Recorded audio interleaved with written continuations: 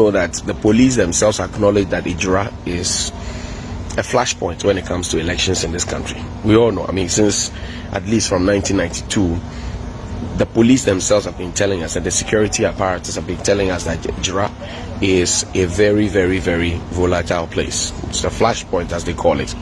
So violence there, they always find some there. Critical thing. It's been 24 hours since 2 people were killed there. Now, 2 people were killed at the time when another person who had already died within that same space was going to be buried. 24 hours. The Commander-in-Chief of the Ghana Armed Forces, which is our President of the Republic, has not uttered a word. And I remember that when George Floyd died, the President tweeted, he uttered a word. 24 hours on, the President of the Republic, who is enjoined by a constitution to protect all of us, has not uttered a word. The Vice President, who is the Chairman of the Police Council, Chairman of the Police Council, is also not spoken a word, not tweeted a thing. And our Vice President, by the way, is supposed to be a tech-savvy person. He's supposed to be a go-to technology person and all of that. So a little something on Twitter would have helped. The National Security Minister has not spoken a word. Interior Minister has not spoken a word. The Interior Minister earlier spoke about the death of Kaka and condemned it. But this recent one, the Interior Minister had said nothing. And then the Defense Minister has also said nothing. Our Defense Minister, Mr. Dominic Nitiwa, has said nothing. Interior Minister Bruce Derry has said nothing. National Security Minister Mr. Kandapa has said nothing. Our Vice President Dr. Bawumia has said nothing. Our President Nana Addo Dankwa Akufo-Addo has said nothing. 24 hours on, everybody is quiet. 24 hours on, my good brother Kojo Nkrumah has not organized one of those press briefings that we usually would organize when something comes up. You remember when people started talking about Galamsey, we organize a Galamsey presser, we go on a tour. When people talk about lands, we organize one. People talk about COVID vaccines, we quickly organize one the next morning. It's been 24 hours. This morning, we're expecting to have one. We have not heard anything. That aside, 24 hours on, our Parliament of the Republic of Ghana is telecasting live, and if you have a TV set, go by it. Telecasting live. Parliamentary Public Accounts Committee on the 2016-2017 accounts, and we all know what happens at the Public Accounts Committee. Go and sin no more. People embezzle funds. People, put state funds in their private accounts, and they tell them go and sin no more. We know what happens there. I mean, if you can actually count the number of people who are punished as a consequence of the Public Accounts Committee sittings that are done.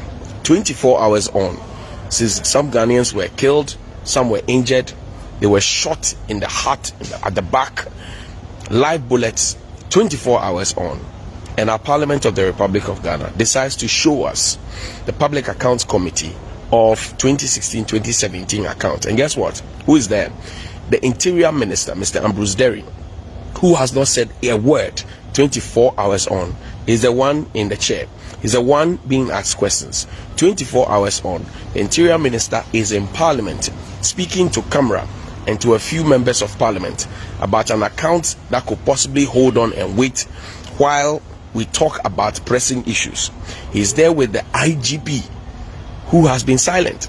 He's there with the Director General of the Ghana Prison Service, who's been silent. He's been there with the Comptroller General of the Immigration Service. He's been silent. He's there with the guys from Fire Service. You know that the Interior Ministry takes care of all of them. CID, Police, BNI, NADMO, all of them. They have all said nothing. 24 hours on, since that nasty incident at Ejura, the MC, who is a direct appointee, the MC, who is a direct appointee of the President of the Republic. In fact, he is the president in the district because he represents the president. The MC, Salisu Bamba, is nowhere to be found. Now, yesterday you saw the soldiers out there. Yesterday you saw the soldiers and you saw them aiming. you saw the police with the water cannons, you saw the people, you saw whatever happened there. Now, 24 hours on, the MCE, who is supposed to be the boss of the Municipal Security Council, because without his blessings, the military men couldn't have come there. Without his blessings, the police couldn't have acted. 24 hours on, with all the shooting and killing, and the hurt and pain and agony and anguish and anxiety that's there, the MCE, who is appointed, not elected by the people, so he doesn't owe the people any responsibility, owes it to the president, is nowhere to be found. Guess what? This morning when we checked, the MCE has taken his family to safety. The MCE has taken his family to safety. That's what we're told. The MCE is saying that he doesn't feel safe. The MCE, who is more like the commander-in-chief of the area, says he doesn't feel safe. Now, if the MCE is wise enough to take his family to safety and says he doesn't feel safe, who is in charge of security in that neighborhood? And does he in any way think that his people, who is supposed to be superintending over, are safe? That's a question. The MCE doesn't feel safe. He represents the president. He is the Ogakpatakpatak. I'm saying without the MCE's blessing, the military couldn't have come into Ejura. Without the MCE's blessings, the police couldn't have acted in a certain way. There's a police commander, I agree, but they do not take decisions without the say-so of the MCE. The MCE says he doesn't feel safe, so he has been wise enough to take his family out of Ejura and has taken them away. In the meantime, the member of parliament is still in Accra. Yesterday he spoke to the press, but he's in Accra. I don't know if he has moved now, but the conversation I want to have is this. You see, I've mentioned a plethora of leaders, elected, appointed, nominated, for whatever it is. There's a commander there. The commander is talking about rubber bullets. The medical superintendent in the area is telling us that the bullets were live bullets. So now, do we believe the medical superintendent, who actually is showing us copper shells that we showed on TV as well? Or do we believe the police commander, who is telling us that they are rubber bullets? In any case, the police is saying that they will investigate and find the cause of death. When the two people have already been buried in the sand, you are going to dig it and find the probable cause of death. The medical superintendent is telling you that they were shot at close range, directly, looks like close range. He said it. So now the people have been buried. What are you going to look for? It tells you that the police perhaps thinks that the investigations have been concluded. And I can give you a tall list of unsolved murders in this country. A tall list of unsolved murders in this country. The key question I'm asking this morning is this: do our leaders really listen to us, or they just hear us? Because there's a difference between hearing somebody. You can actually hear somebody talking from a distance. You may not be paying attention to listen, because once you listen, you will inspire a certain action. You take a certain action. So do our leaders really listen to us? Or the silence of the president, the vice president, the interior minister, the national security minister, the defense minister, the national security coordinator, and information minister, and everybody else, will the silence that they are bringing, onto us, will the silence also be explained away as one of those isolated cases? Because when something happens in this country, we talk about it, they say, oh, it is an isolated case. Is it really an isolated case? Is that an isolated case? Or has it become one too many? What is the MCE's background? So we make him MCE and automatically he becomes the boss of the Security Council. Then, as commander-in-chief, small trouble comes, he's the first to take his family to safety. He says he doesn't feel safe. So the people in Ejura, they are logs of wood, they are bags of charcoal, they are kegs of palm wine, they are sacks of salt. So then, if anything happens to them, it doesn't matter. Is that what he's saying? And these are people paid with our taxes. Your tax, my tax. The tax on your fuel, the tax on your phone credit, the tax on your water, the tax on your electricity, the tax on the bread you buy from the supermarket, the tax on the drinks, the tax from the organizer's service to you, the tax from everything. They are the ones telling you that they don't feel safe. In fact, it is the MCE in that area who controls the property rate, the business operation permit. If there are road tolls, he takes them. He takes everything. He manages everything. He is the Oga Pata. But I'm saying that the soldiers could not have gone there without the permission. And his first option is to carry his people, his family, immediate family to safety. So now you are a young person. You are tied to the apron strings of politicians. And you don't for a second want to think and think independently. You think that everything is okay. When trouble came, the first thing he did was to take his people to safety. Who is taking you to safety? And like the sister of the slain gentleman asked, who is next? The sister of the slain gentleman is asking, who is next? Check your calendar. Today is the 30th of June. Not long ago, our IGP, who is a retiree who has been given contract and the contract has been renewed, told us after the gruesome murder of a policeman at Adedenko in Accra, told us that by the 30th of June, the close of June, if the banks don't have armored bullion vans, he will withdraw his men from bullion van duties. Today is the 30th. Check how many banks have bullion vans, armed bullion vans, all those bread cutting pickups that they call bullion vans.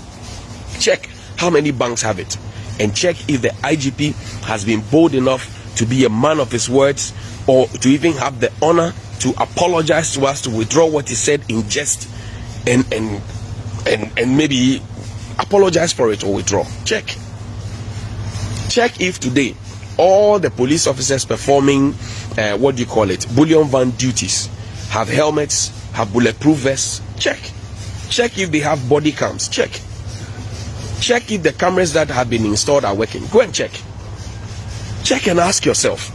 So when we speak, we are speaking not because the government has to be made unpopular. I don't care if the government is popular or not popular. I care for my security. I care for my safety.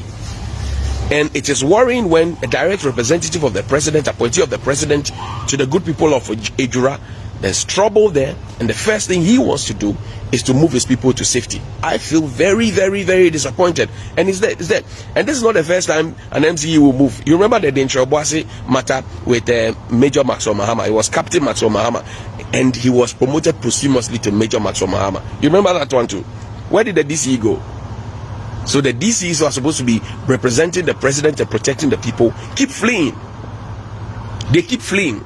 And we have a very, very indecent appetite. People go out there as policemen, as military men. They go out there in the line of duty because we fail to provide protection for them properly. I mean, how much is a bulletproof vest? $200. How much is a V8? How much is a per diem? How much is the money we use to buy the flags for the children to mass up by the sides of the roads to wave at the president? How much is that?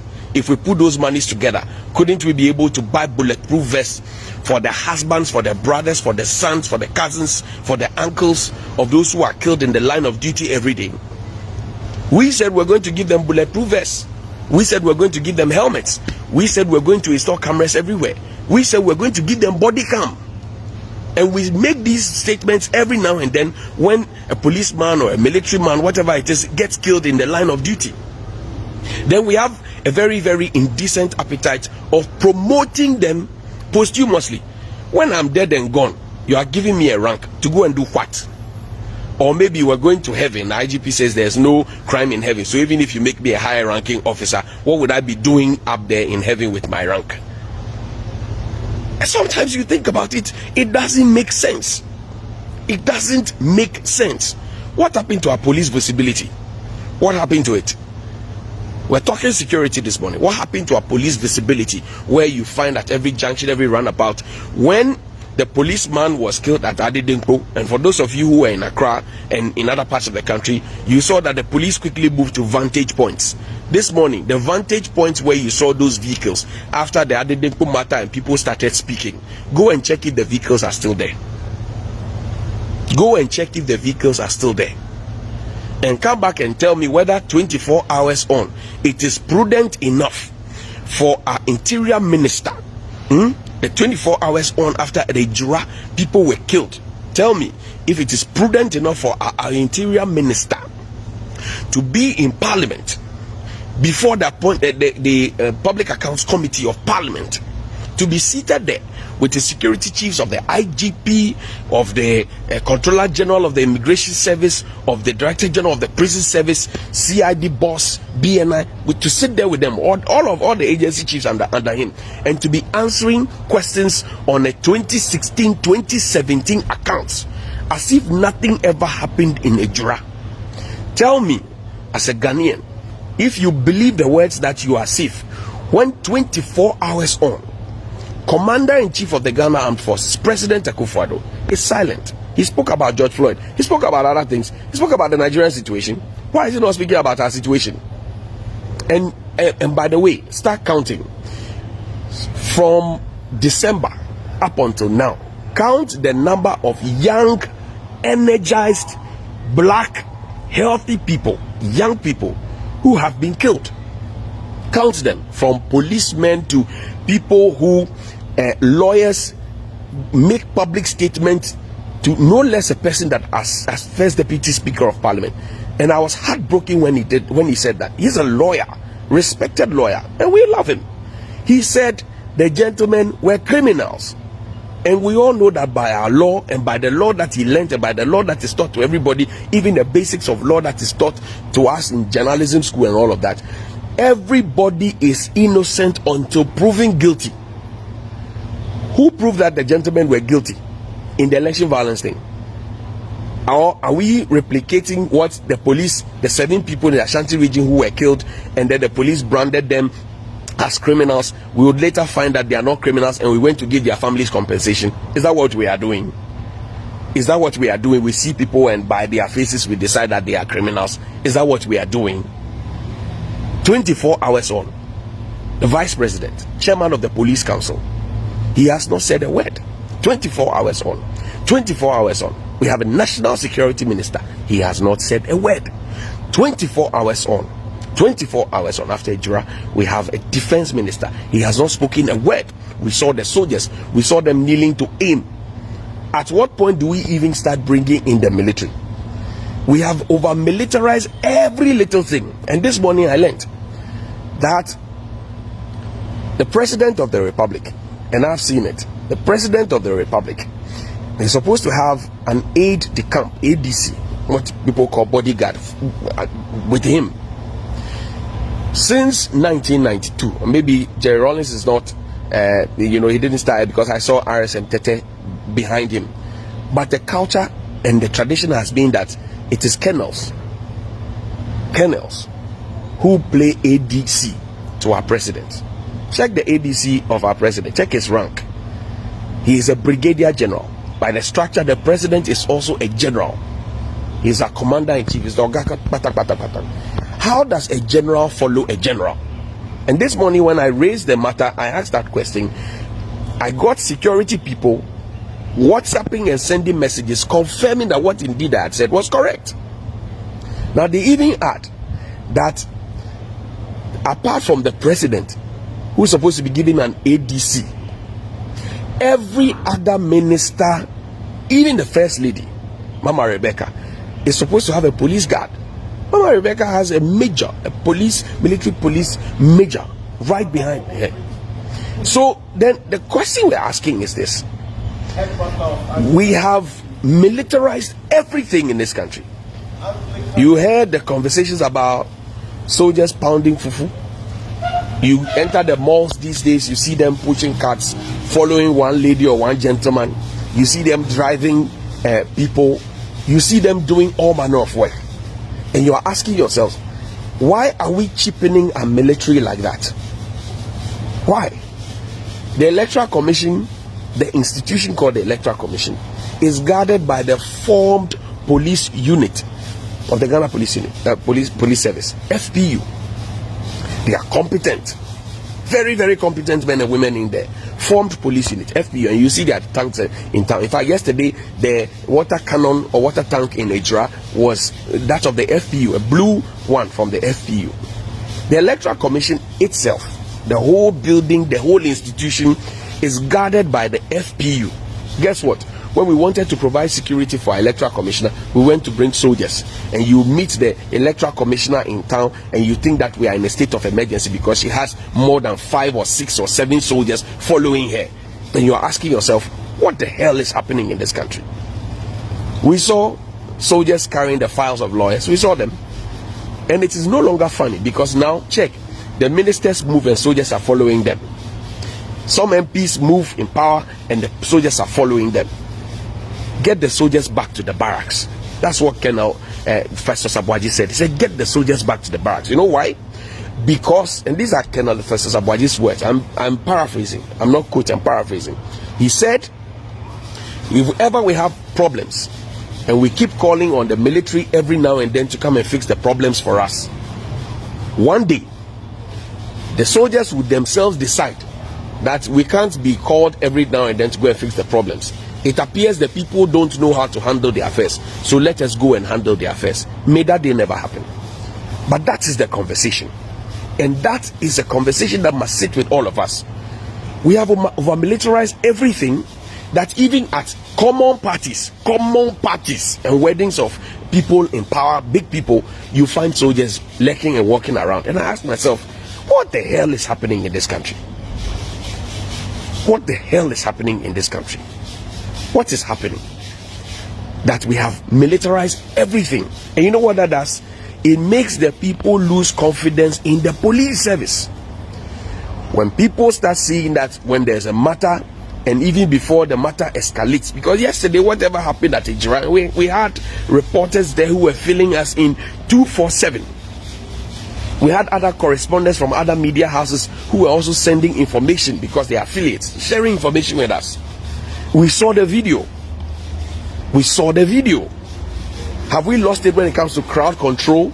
Are we suggesting that our police does not have what it takes, the capacity to do crowd control? Is that what we're saying? Because we buy our police helmets, we buy them shield, we buy them body armor. So when it comes to crowd control, we know that they are competent. And we saw it when George Floyd died. You saw how beautifully they controlled the crowd. You saw how beautifully they did. They did it effortlessly. Must our case be always violent? Effortlessly, without sweat, effortlessly. And I'm saying that our people are competent to take the monkey political hands out of their situation, they will perform. Take the monkey hands out of their situation and they will perform. Take it out of their situation, they will perform. We have littered everywhere with politics. Everywhere with politics. Since we started this fourth Republican dispensation, we have had 3 lawyers as presidents. President Kufuor, President Mills, and President Akufo-Addo. All the presidents, they know that there's a problem with the structure in terms of our security, because you cannot have a political appointment of the IGP, the CDS, and hope that everything will be okay, because the IGP answers to the Interior Minister, who himself is a political appointee.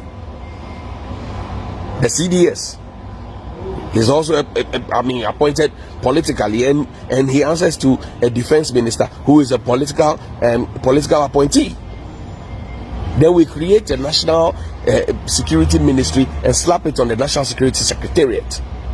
So we have politicalized everything, politicized it to the extent that now we are bowing so much to politics, even in security. And when security matters happen, we try to explain it away with grammar. We call it isolated cases. Go and check the 2014 baseline survey of the Ghana Small Arms Commission. They are talking about more than 2.3 million guns in private hands. 2.3 million guns in private hands. That's more than what our security services have. 2.3 million guns in private hands. Now, of the 2.3 million guns, there's just about 1.3 that are registered. So the rest are not registered. This was in 2014. And that was what we used for our national security strategy. I'll come to that shortly. Now, after we did that, we have not shown the current figures that we have, and even the 1.3 that is registered. You have just about 30 or 40,000 who go to renew their licenses every year. So the question is, where are the rest? In whose hands are they? Who is monitoring them? Who owns a gun? And how are the guns being used? Are we tracking the guns? These are very, very pertinent questions that we should be asking. Then we launch a national security strategy. So is what's happening in Ejura our first test of a national security strategy? Will our national security strategy pass the litmus test? Will it pass the litmus test? Will it pass the litmus test? That's the question we're asking. So it is not about, oh, you have to feel safe. When the people themselves, somebody has been mobbed, he's killed, we're going to bury that person, and then 2 more persons die, 4 others get injured, and you ask yourself, that constituency, the Ejura constituency, that particular constituency was one of the 275 constituencies that we bought ambulances for. That constituency, yesterday, with all the hue and cry when everything was happening, people were being shot here and there. Where was the ambulance? Was it carrying cement as usual? And we are all part of the problem, because when matters come, we do touch and go.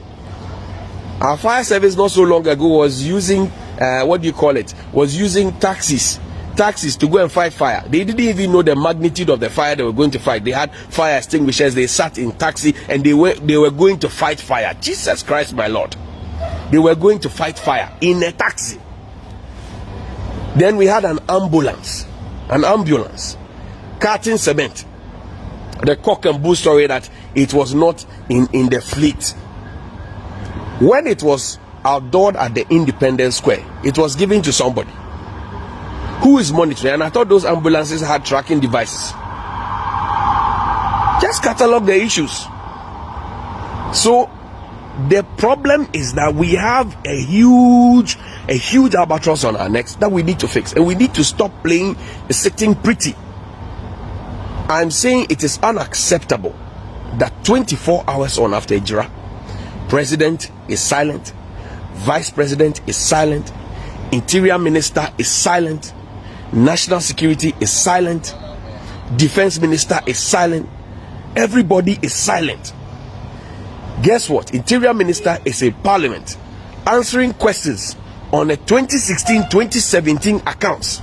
We all know what happens at the Public Accounts Committee.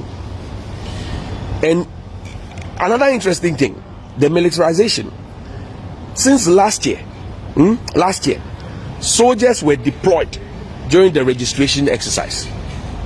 We saw how the soldiers invaded some communities, and we were told that they were policing the borders. But recently TV3 showed you a documentary called The Porous Borders, where we showed you how the people in uniform themselves are complicit in people crossing to and fro with all manner of things.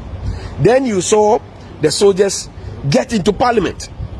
Up until now, we don't know who made the call to get the soldiers into Parliament. Who made the call for the soldiers to get into Parliament? Who made that call for the soldiers to get into Parliament? Who made that call for the soldiers to get into Parliament? Who has answered that?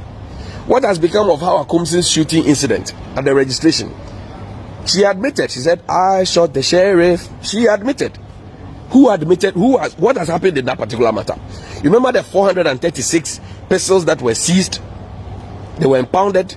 You remember them at the ports? Over 400 pistols. Who has spoken about them again? Who has spoken about them again? There's Galamsey. There's shooting. There's everything that is happening. And when you talk, we organize nice press conferences, and we keep talking about it, and we keep polishing everything with English. We didn't vote for people to come and be speaking English to us. We didn't vote for people to come and be speaking English to us. We didn't. So if things are getting out of hand, and guess what? The Kaka gentleman who died, He was on Facebook talking about the ills of society. He was on Facebook talking about bad roads, talking about hospital. He was on Facebook talking about Bola and all those things. Yesterday, when we took you into the Ejura hospital, you saw that there were no beds. So the gentleman, what he was talking about, for which some people attacked him, exists. Not to rule out the fact that, well, he may have had issues with some people. The police are investigating. But I'm saying that at least we do know that he was on Facebook doing what I'm doing, talking about the ills of society. And like the sister asked, who is next? I don't know. But the issues that he spoke about, that there are no beds at the hospital. Yesterday, when we took you to the hospital, we saw it. In fact, 2 of the injured persons were put on the floor. Empano ebiniho. Empano ebiniho. Where was the ambulance? You saw the roads. Where are the street lights? We pay everything. They deduct everything from us. We pay every single thing. They deduct everything from us. And yet you ask yourself the questions. Why is it? Why is it that our clergy, our CSOs, clergy, Christian Council, CSOs, you find them, we are marching here, we are doing this. Why are they all quiet? Peace Council, clergy, and why is everybody quiet? And I will refer you to 2016 or prior to 2016. Do you remember Occupy Flagstaff House? You remember that? You remember Occupy Flagstaff House? Go back to that video. Check the people on demonstration that day. Occupy Flagstaff House. I am daring you. Check the people in that video back then. I remember that day it was raining. I went to cover that event. Right in between the National Theatre and the Children's Park, they came face to face with the police. It was Cephas Atta who was in charge. And he was speaking for the police. They stopped them. They went head on with the police and they broke through and they came to present their petition. Today, those people are in very juicy positions. I saw Ken Oforiatta. I saw Yofi Grant. The list is endless. I saw Isankuma. We saw all of them. Why are they not speaking today? Because the things they complained about then are the very things that are happening, perhaps even worse. So why are they not speaking today? And the people say fix the country, then we have a counter that fix yourself, and then we have the vice president come, list 70 items that have been done and says we are fixing it. Fair enough. But must it take the vice president to come and remind the people what the people were told before the elections that was being fixed? Must it take the vice president? Because the vice president organized results fair, correct? The vice president launched a website, delivery.gov. All the achievements of the government in the first term was put there. So the people are telling you that what you are telling them, they cannot see it. Then you come and list the things again. Fair enough. A reminder is always good.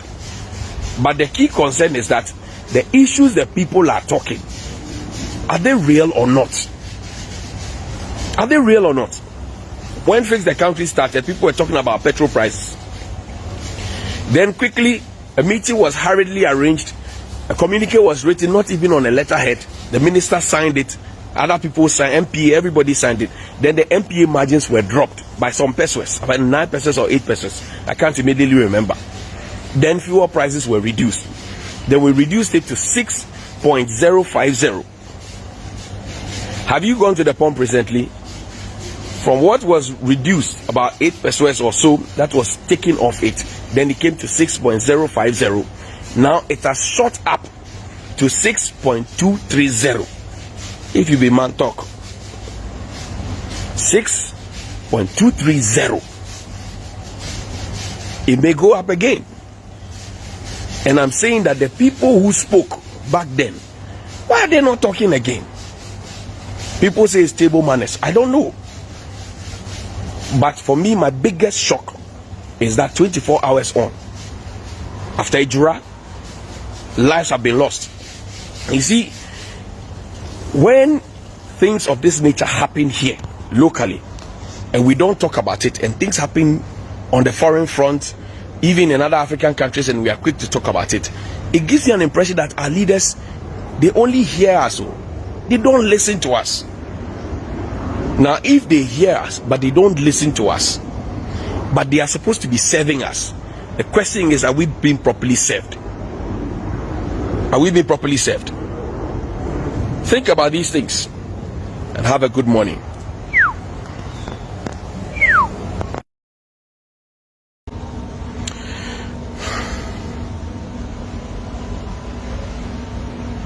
Morning.